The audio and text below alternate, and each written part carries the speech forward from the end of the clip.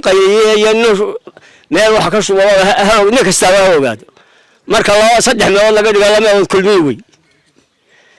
deegaanka odayaasha waxgaradka dhalinyarada mid kasta sidaas aan isku ognahay taageero mugiyo baax miisaan leeyahay u haynaa waa balle calan le magacayga waxa la yiraahdaa Axmed Carab Jaamac waa kulmiye waana u diyaar waxay ugu diyaar yihiin garab waxay ugu diyaar yihiin gorgortan la'aan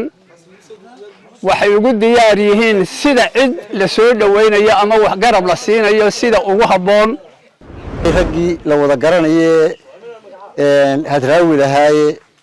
lahaa ragii halganka xalimi dhigala lahaay rag badan baa ka dhashay deegaanka oo la wada garanayo waxaanu halkan u joognaa xusbiga kulmiye markale kalsoonida shacbiga kulligeen kulmiye ugu ridaa waa balle calan le magacayga waxa la yiraahdaa Axmed Carab Jaamac magaalada dadka ku nool waxaan ahay dadka ugu waaweyn ugu waaya aragsan ilaa iyo waqtigii wax kasta soo jireen waxaanu sheegaynaa magaaladani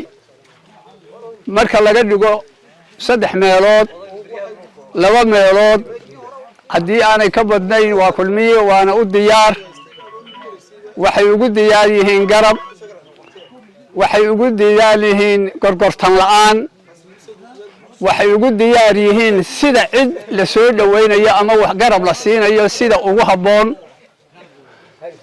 sidaas ayaan afkaan ku hadlayaa waa afkii balle calan le nafar saaka iga weyn oo ceelkaba ku noolina ma jiro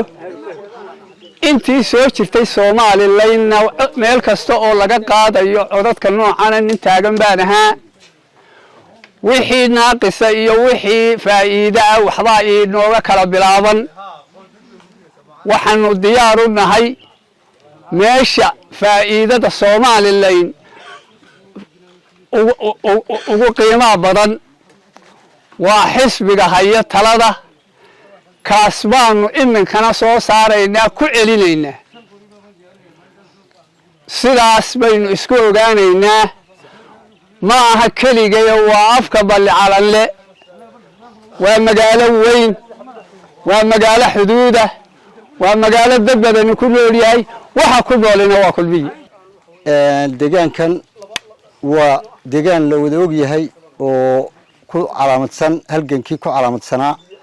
oo talada wadanka iyo qorshahiisa iyo xildhibaanada maanta ka talinaya qayb ka ah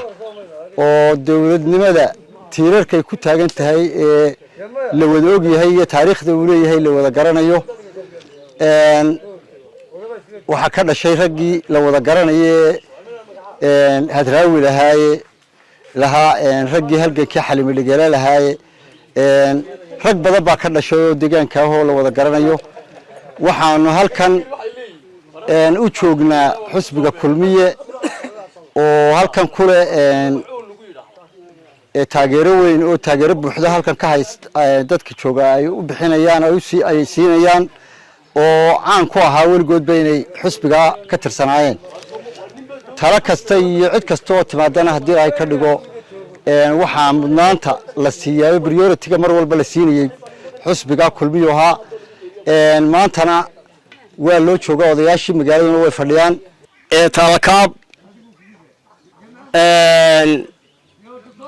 waanu soo dhaweynaynaa si mugliya miisaan baanu soo dhaweynaynaa deegaanka majority ahaan marka laga dhigo saddex meelood laba meelood ahaan taageeradiisu waa kulmiye nin kasta ha ogaado nin qayliyeeyeen meel wax ka shubo nin kasta ha ogaado marka saddex meelood laga dhigo lama kulmi way deegaanka odayaasha waxgaradka dhalinyarada mid kasta sidaasaanu aanu isku ognahay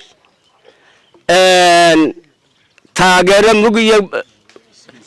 miisaan u haynaa dadku aad iyo aad wadi soo dhaweynaa xusbiga kulmiye balcanan leh ayuu ku calaamadsan yahay dadka waaweyn iyo waxgaradku waa midaysan yahay dhalinyarada wixii de wax loo sheegay dad ma garanaysaa ay u soo yimaadeen de wax ku shubeen mooyaane dadku waa kulmiye waa midaysan yahay waana ku dhan yahay wadi soo dhaweynaa hadii ilaahay ka dhigo simig iyo miisaan baa idin soo dhaweynaa inaynu ku wacyigelino doorashadii dhacayso doorashadiina tii ururada iyo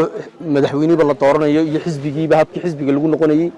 10 sano soo socdo cid ilaahay soo saaray xisbiga noqonaysa iyo musharaxii madaxweyne xigeen la dooranayo anigu deegaanada waa soo marnay laameyga la wadaamago qorulugud